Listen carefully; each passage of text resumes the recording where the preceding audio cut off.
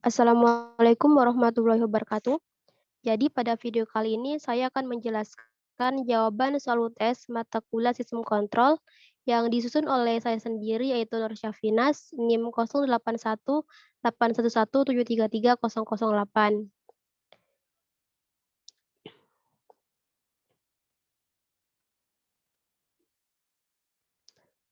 Jadi pada soal UTS yang diberikan yaitu diminta untuk mereview sebuah jurnal yang berjudul Development of PID Controller for Controlling Desired Level of Coupled Tank System. Jadi pada jurnal tersebut membahas mengenai penggunaan kontrol PID untuk mengontrol level cairan pada sistem tangki berpasangan. Penerapan kontrol pada sistem tangki berpasangan itu sangat penting. Kenapa? Karena dengan dilakukan kontrol, maka akan membuat cairan dalam tangki tetap berada pada ketinggian tertentu yang diinginkan. Kemudian, jika sistem tangki berpasangan tidak dapat mempertahankan level ketinggiannya, maka dapat merugikan perusahaan kimia. Karena alat ini biasanya digunakan oleh perusahaan industri kimia. Kemudian pada jurnal ini juga menganalisis kerja dari sistem tangki berpasangan ini menggunakan simulasi MATLAB dan Simulink, menggunakan kontrol PID dengan metode trial and error, auto tuning, Ziegler-Nichols, dan metode Cohen-Cohen. Selain keempat metode ini, di sini juga saya akan melakukan simulasi menggunakan metode Amigo dan juga IMC.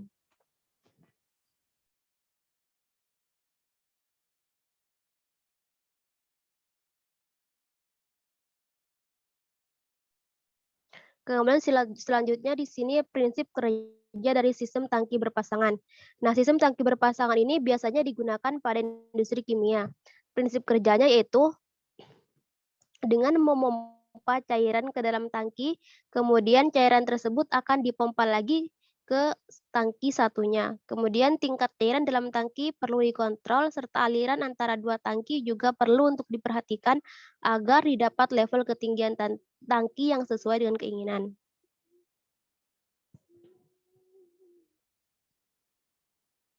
Selanjutnya yaitu model matematika dari sistem tangki berpasangan.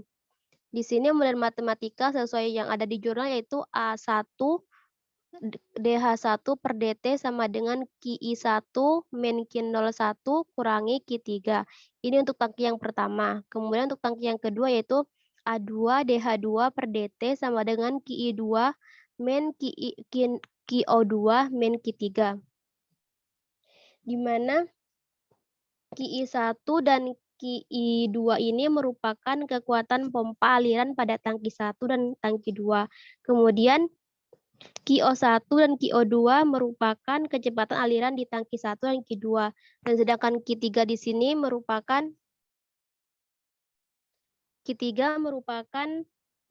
kecepatan aliran yang berada di antara kedua tangki. Dan H merupakan ketinggian cairan dalam tangki. Kemudian laju aliran QO1, QO2, dan Q3 dapat dirumuskan sebagai berikut. QO1 sama dengan alfa 1 akar H1, QO2 sama dengan alfa 2 kali akar H2, dan Q3 sama dengan akar alfa 3 dikali akar H1 min H2.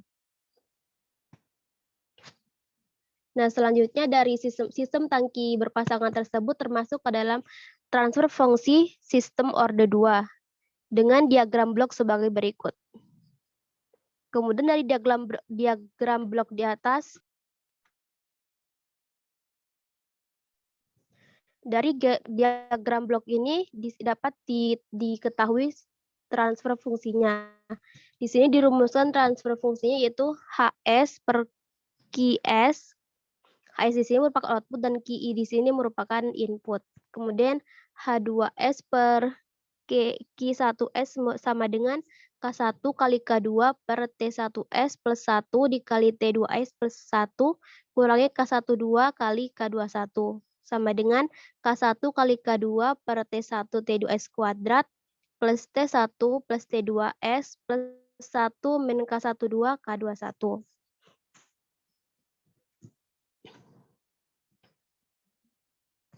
Nah, selanjutnya ketentuan-ketentuan dari parameter yang transfer fungsi tadi yaitu T1 dirumuskan seperti ini. Kemudian T2 juga K1, K1, K2, K1 dan K21 dirumuskan seperti ini.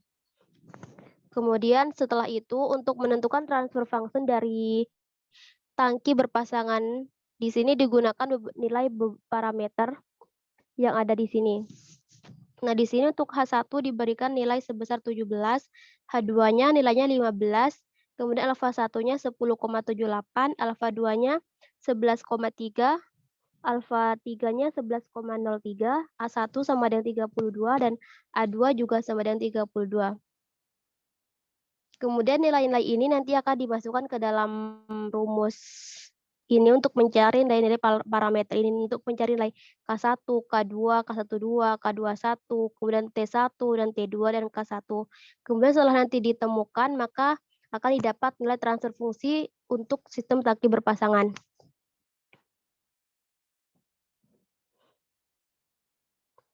Nah, ini adalah hasil akhir setelah semua nilai tadi dimasukkan ke dalam rumus.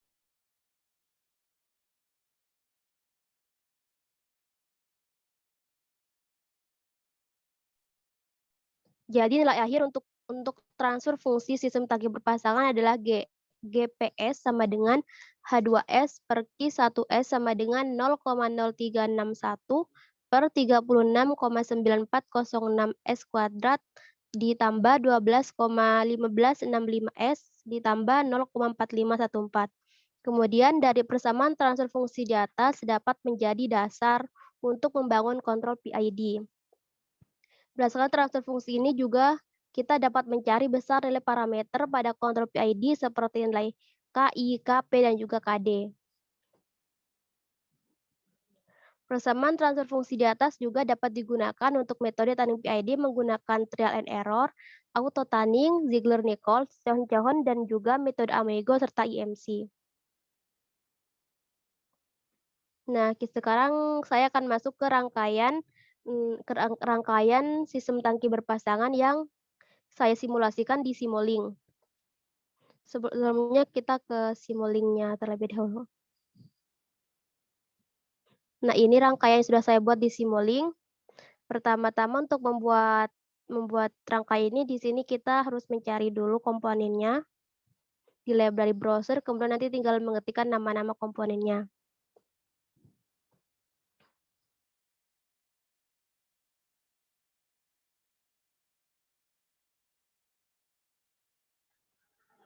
Oke, kita lanjut saja di sini. Nah, di sini untuk nomor 1 itu komponennya namanya adalah fungsi step.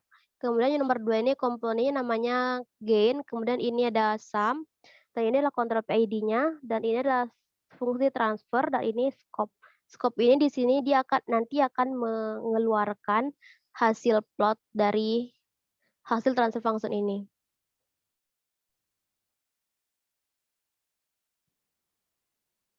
Nah,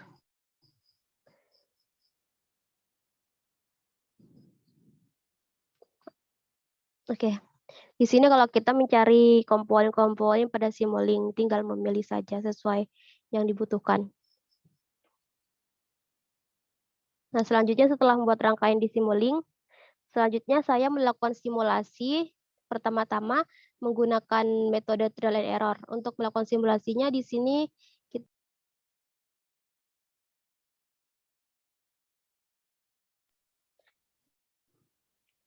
kita tinggal mengubah saja nilai yang ada di PID ini. Cukup diklik 2 kali saja pada PID ini.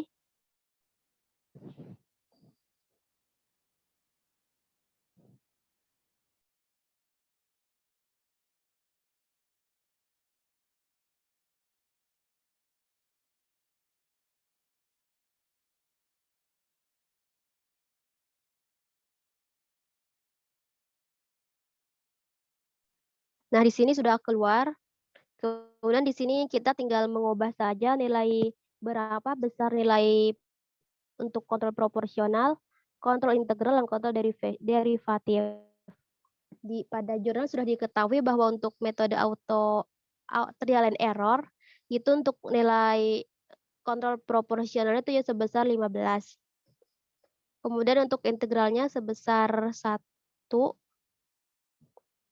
dan untuk derivatifnya sebesar 8. Setelah itu oke.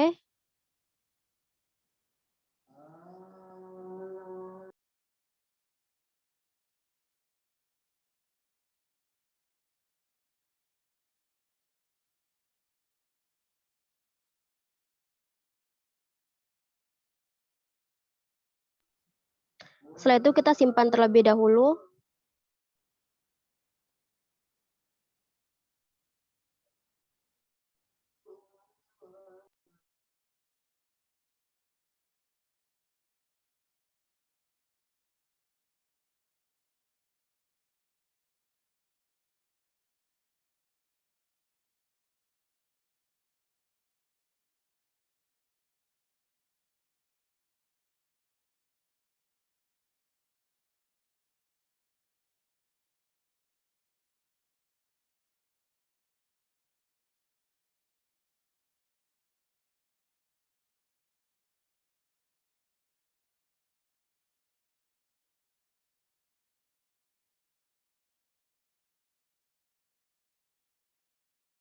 Nah, karena ini sudah tersimpan, sekarang tinggal di-run saja.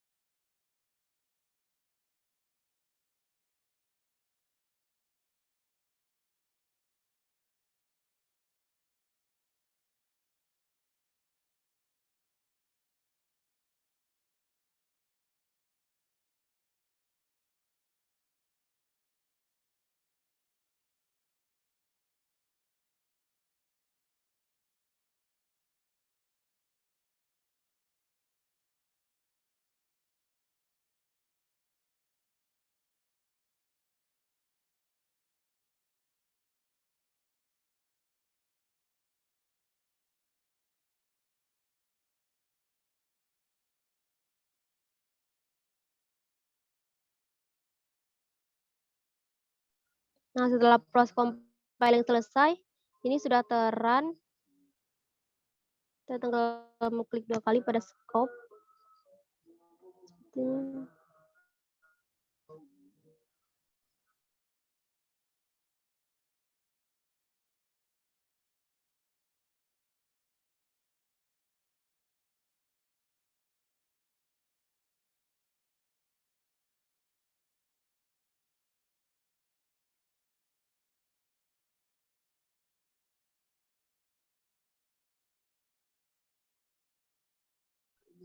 Sepertinya Simulink saya sedang bermasalah karena memang sering lemot untuk menggunakan Simulink.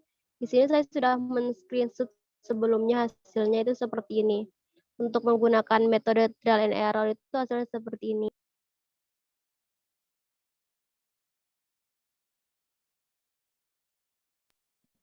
Nah,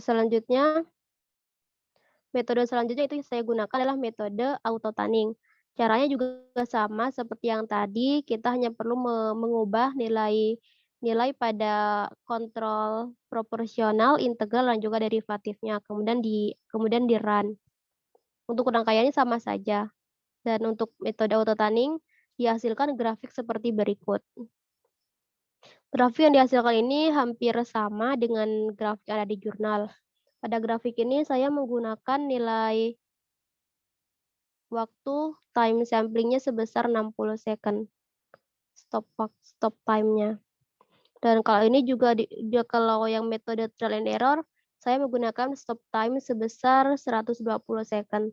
Karena jika menggunakan stop time tidak sampai 120 second, maka grafik ini tidak akan sampai ke set point.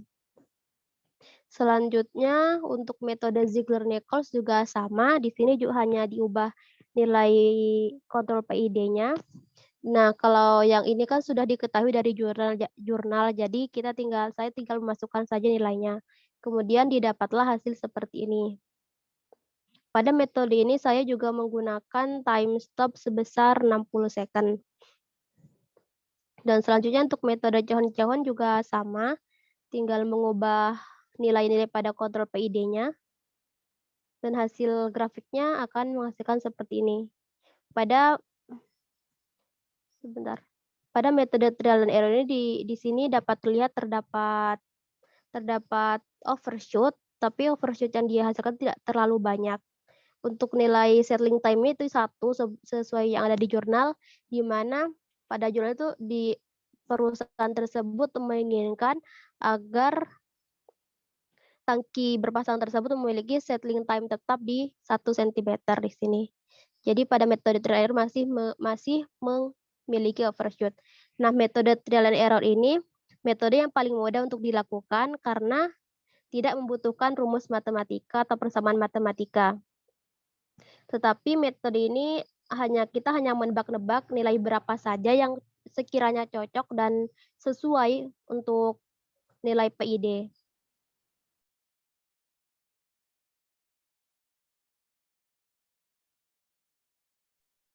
Walaupun metode ini kelihatannya mudah, tetapi membutuhkan waktu yang agak lama untuk mencari nilai-nilai yang sesuai. Dan untuk metode autotan ini juga sama, ada overshoot, tapi overshoot tidak terlalu terlihat jelas di sini. Tapi di sini ada, kalau dilihat lebih teliti ada overshoot tapi sedikit. Nah, selanjutnya untuk yang Ziegler-Nichols ini jelas sekali overshoot-nya sangat tinggi. Dan juga untuk metode Cohen-Cohen juga sama memiliki overshoot yang tinggi. Nah, selanjutnya ini 4 metode ini yang digunakan di jurnal dan hasil plot yang saya dapatkan sama dengan yang ada di jurnal. Selanjutnya di sini saya akan menggunakan 2 metode lainnya untuk melakukan simulasi pada tangki berpasang tersebut, yaitu menggunakan metode Amigo dan IMC. Sebelumnya di sini untuk mencari nilai parameter pada Amigo dan IMC, di sini saya melakukan step response pada fungsi transfer yang sudah diketahui di jurnal. Di mana di sini kita ke MATLAB dulu. Nah, di sini pada step function seperti biasa di awal-awal menggunakan close all, clear all, dan CLC. Kemudian untuk numeratornya di sini 0,0361, kemudian denominatornya 36,9406, kemudian 12,1565 dan 0,4514. Kemudian di sini saya melakukan mentransfer nom denom. Oh, ini salah, harusnya ini TF saja. Dan selanjutnya melakukan step G, kemudian dilakukan grid on. Nah, hasilnya nanti akan seperti ini. Kemudian dari hasil grafik ini saya mencari nilai rise time, delay time, dan juga settling point. Jadi di sini saya mendapatkan nilai rise time sebesar 64,2, kemudian nilai time delay sebesar 6,09 second, dan juga untuk settling time-nya itu sebesar 1 second. Nah, nilai-nilai inilah yang akan mendasari kita untuk mencari nilai KI, KD, serta KP pada metode Amigo dan juga metode IMC. Nah, karena di sini kan tadi saya sudah mendapatkan nilai rise time sama delay time. Kemudian di sini saya akan masukkan ke program MATLAB lagi untuk mencari nilai KI, KD, dan juga KP pada metode IMG dan juga Amigo. Nah, pertama di sini saya melakukan sebentar dulu. Nah, di sini saya melakukan inisiasi dulu. Yang pertama untuk nilai K-nya sama dengan 0,0361. Kemudian TEW ini merupakan time delay sebesar 6,09 sesuai tadi di hasil step response. Kemudian untuk TP-nya merupakan time constant yang sebesar nilainya 1. Untuk TC ini 0,5 karena saya tidak menginginkan adanya overshoot. Kemudian ada R ini nilai rise time, kemudian ada L ini nanti akan berpengaruh ke perhitungan untuk nilai KI, KD, dan juga KP pada metode Amigo. L ini merupakan garis tengah. L ini didapatkan dengan cara mengurangi rise time dengan time delay.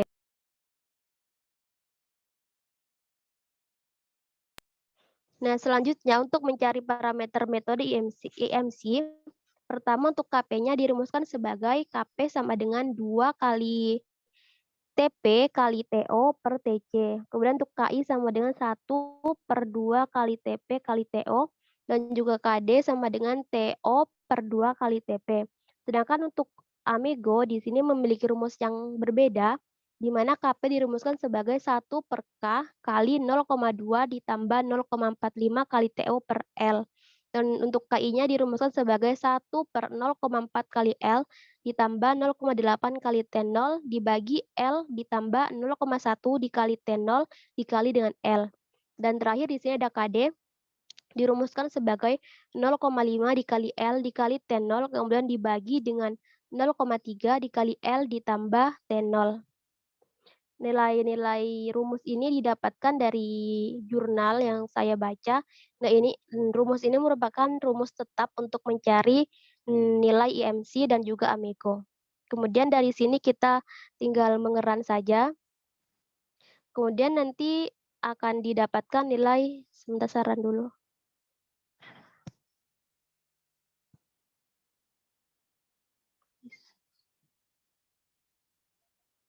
Agak lemot.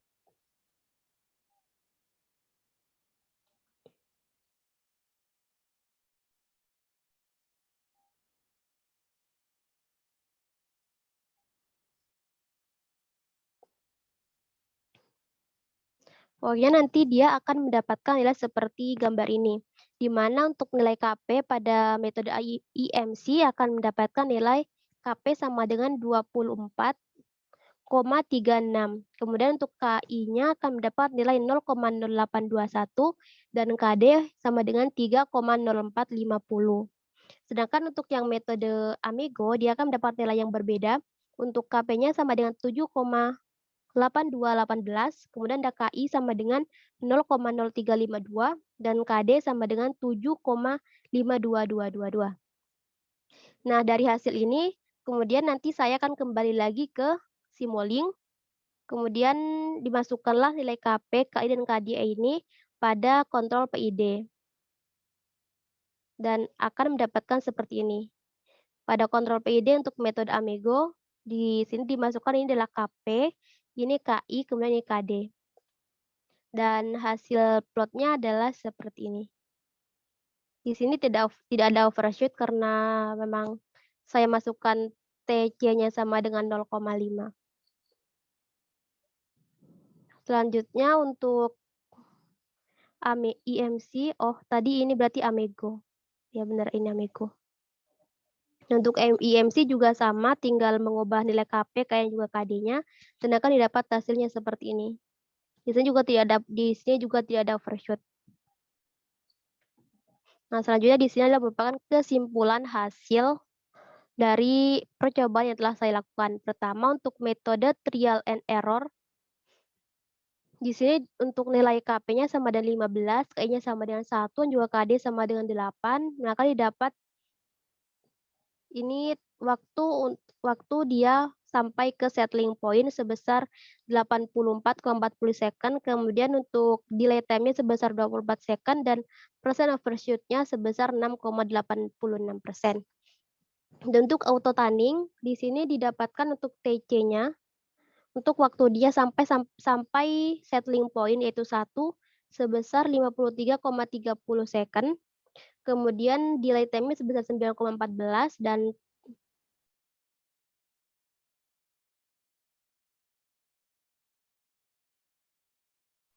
persen overshoot-nya sebesar 1,81%.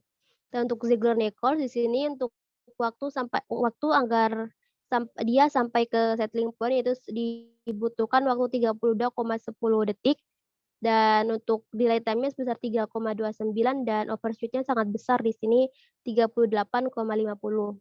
Dan untuk Cohon-Cohon di sini juga untuk waktu dia sampai ke settling point 23,59 detik, di sini dia paling rendah di antara ketiga lainnya. Kemudian untuk delay time-nya dia 2,81 second dan untuk overshoot-nya dia 33,70. Nah, sedangkan metode yang dua yang Amigo dan IMC di sini waktu untuk dia sampai ke settling time sangat lama. Di sini dibutuhkan waktu sampai 2.500 detik untuk sampai ke settling point. dan time delay-nya juga cukup besar yaitu 25 second, dan overshoot-nya di sini tidak ada. Selanjutnya untuk pembahasannya, nah menerapkan tunning PID pada sistem tangki berpasangan sangat penting dilakukan agar diperoleh laju cairan masuk dan keluar ke laju cairan masuk dan keluar dari tangki konstan sehingga dapat menguntungkan perusahaan. Untuk melakukan tunning PID terdapat beberapa metode, di antaranya ada metode trial and error, auto tunning, Ziegler-Nichols, Cohen-Cohen, Amigo, dan juga EMC. Berdasarkan percobaan yang telah dilakukan, dapat diketahui bahwa metode Cohen-Cohen merupakan metode yang paling cepat untuk sampai ke settling time, yaitu pada detik ke-23,59. Ya, metode ini dari kelima metode lainnya, dia paling cepat untuk sampai ke settling time. Kemudian, selain itu, metode Cohen-Cohen ini juga menjadi metode yang respon time-nya paling cepat, yaitu dia bisa merespon ketika pada detik 2,81. Tetapi metode ini juga memiliki nilai overshoot yang besar, yaitu sebesar 33,70%. Nah, sedangkan untuk metode Amigo dan EMC, keduanya tidak memiliki persen overshoot. Tetapi nilai waktu untuk mencapai time delay dan settling time-nya cukup besar. Untuk Amigo di sini untuk delay time-nya dia bisa merespon ketika sampai di detik ke-25. Dan untuk mencapai settling time, dia membutuhkan waktu sebesar 2.500 detik. Sedangkan untuk EMC, dia memiliki time delay sebesar 15 second dan sampai ke settling point setelah mencapai detik ke-2000. Selanjutnya kesimpulan. Nah, dari percobaan yang telah saya lakukan, di sini saya dapat mengambil beberapa kesimpulan. Yang pertama, metode Cohen-Cohen memiliki waktu yang paling cepat untuk mencapai settling point dan delay time, tetapi memiliki persen overshoot yang cukup besar. Yang kedua, metode auto tunning memiliki nilai persen overshoot paling kecil dibanding 5 metode lainnya, tetapi waktu untuk mencapai settling point dan delay time cukup besar. Nah, yang ketiga, metode Amigo dan EMC tidak memiliki persen overshoot, tetapi keduanya memerlukan waktu cukup lama untuk mencapai settling time, yaitu 2.500 detik untuk Amigo dan 2.000 detik untuk EMC. Nah, yang keempat, kinerja terbaik pada kontrol PID dapat dihasilkan dengan mengatur nilai-nilai KP, KI, serta KD. Terima kasih, mungkin hanya ini yang dapat saya sampaikan, kurang lebihnya mohon maaf. Wassalamualaikum warahmatullahi wabarakatuh.